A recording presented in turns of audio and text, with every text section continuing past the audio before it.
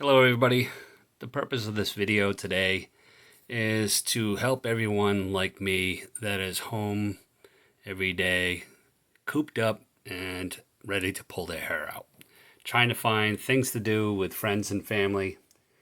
And I found some pretty cool stuff online. One website in general is this website here to play virtual cards online.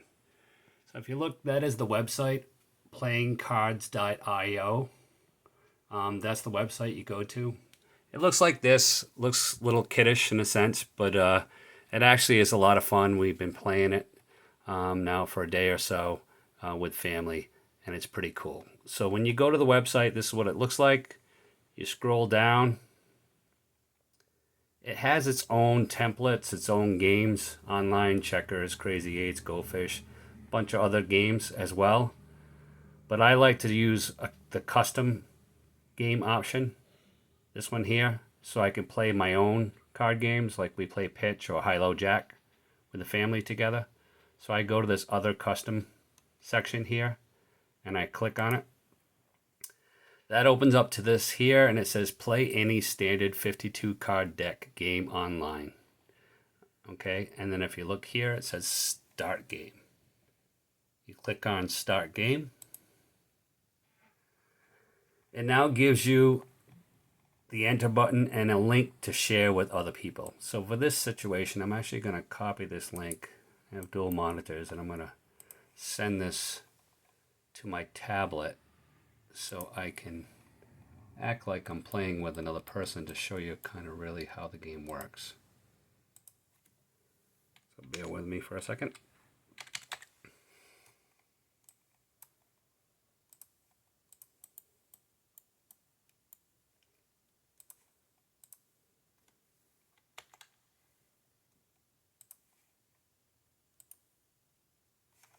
Okay. And now I'm going to enter the game. So when you enter the first time, you're going to see a bunch of cards over here to the right. That would be the deck of cards. Another card down here, just random cards everywhere. And then you see the words recall and shuffle. To start, you're going to hit recall and shuffle. And if you look, you'll see number 52 next to it. So there's 52 cards in a standard deck. And that's how it is. Now, the basic movements on this is just like, picture this as a virtual tabletop. Okay, you're sitting down at your kitchen table with your friends, family, whoever it is. And what I like to do is actually, before we even start, is draw a map on a piece of paper and everybody shares it where everybody would be sitting around the table. And that gets useful later for when you're bidding in whatever game you're playing, or you know who's next and who the dealer is and whatnot. So literally just draw it out. Like you're here, your brother's here, your sister's here on the map, and everybody shares it so everybody knows where everybody would be virtually sitting around this table in front of you. To use the game, to actually grab cards, you just grab them with your mouse or with your finger if you got a touchpad, and you click on them, it turns them over. Click on it again, turns it back over. Drag back and forth, they come over here, back on the pile. If you bring one out here and you hit recall shovel, it goes right back to the pile again. Now, for this example, there's a game that I like to play, my family likes to play, it's Pitch, High-Low Jack. A lot of people know it. Whoever doesn't know it, I'm sorry about that, but I'm just going to use that as my example.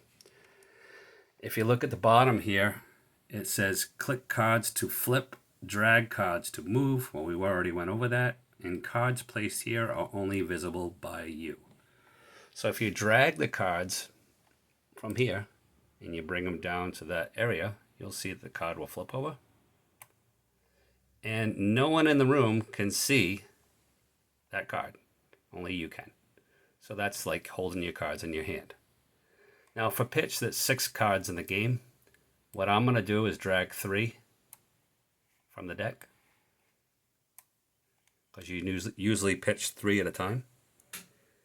And then on my tablet, I'm going to act like I'm playing against somebody.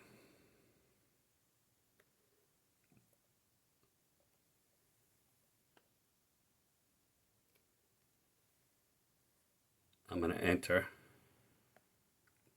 the room and drag 3 of my own. And you'll see that you can see the person grabbing them as they go. Okay, once they grab their 3, then I'm going to grab another 3. And like I said, this is why you want to do the virtual map, because that actually lets you know who's the next person that needs to grab 3. And then on my tablet, I'm going to grab 3 more. And that'll be it. So, my hand here is pretty crappy. But you can take the cards, you can move them around on here, just like you would with a normal deck of cards, you know, put all the suits together. Now let's say in pitch, this was my hand here. Most likely I'm going to say pass. And on my tablet, I'm looking at my hand down here. And personally, I think I'm going to go for 3. So I'm going to start out throwing out the first card. So the first card is a king. That's what I threw out. So in pitch, you got to follow suit. So I would have to follow with a diamond myself. Take the cards together. You can flip them over and drag them over to a pile, because you want to keep all your cards together that you win. Every trick you win. And then he's going to pitch the next card. That's why it's called pitch. And I have to follow suit. So I followed suit. And you can drag both cards if you click on the number over to your pile. Okay. And then I'll throw out another card. 6 of diamonds. Well, he's going to take my low. I can't do nothing but follow suit. Again, stack them together and then click on the number and hold it and drag it over to your pile. Okay. And then the next card I'm going to do, just to show you something, would be, I'll throw that out there. And this time I can beat it, right? Because I got a 5 of hearts. So I won that hand. So I'm going to drag the cards together and make my own pile now. And then I throw out the next card. So the next card would be this. Okay, and he's got to follow suit. So he's going to do that. So I won that hand. I dragged it over to my pile. And the next card I'm going to throw out is that. Well, he doesn't have any of those, so I won that too as well. I dragged that number. Bring those cards over here. So now we got 2 piles of all the tricks that I won and he won. So now what you want to do, especially in pitch, is you find out who's got everything as far as game points and whatnot. So you can take all the cards, lay them out here, so everybody can see them. You can also play partners, but again, you want to draw out that virtual table on a piece of paper so you know who your partner is and who's throwing when and whatnot, because it really makes a difference.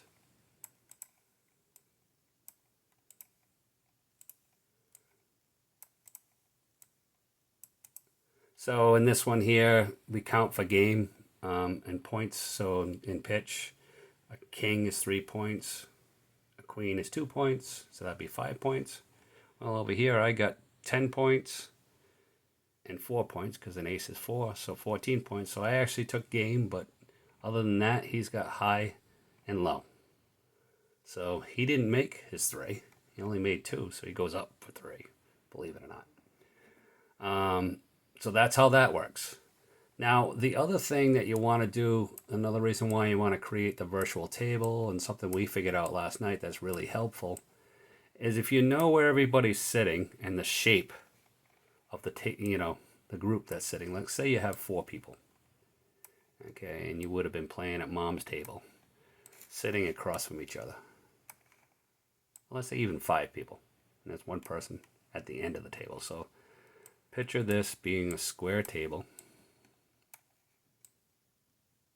Okay, and this is the square here, and this is somebody sitting at the end of the table, and these 2 people are sitting across from each other. When you pitch your cards or play your cards, if you put them virtually on the table or on the screen in the place that everybody would be sitting, you know who it is that actually pitched the card. So it does make it easier. You don't have to do this, but especially in pitch, you want to know who threw, because technically you're supposed to be watching who threw, but you can't see the person other than, we do this through Zoom too as well. So we open up another screen with Zoom. So usually what we do is do Zoom on the cell phone, because you want to play this game on either a tablet or a PC, because it's a lot harder to do it on a phone because it's small and it's tough to see and tough to grab the cards. So I usually do the tablet or the PC for the game, to play the card game, and then I open up another Zoom. I open up a Zoom meeting on the cell phones, so this way we can see each other while we're playing and talk to each other and have cocktails. So that's basically it. Then we click recall and shuffle. All the cards go back in the pile. You see there's 52 cards, and then you start the next one. And you keep score, play virtual money, whatever you want. But it's a lot of fun, an easy way to play cards online with groups of friends and family. You can play any game that takes 52 cards, and that your friends and family know how to play. Well, hopefully this breaks up the monotony or whatever, and some people will get something out of this. I did. It's a lot of fun. It's a great way to, hang with family during this tough time. Everybody stay safe out there.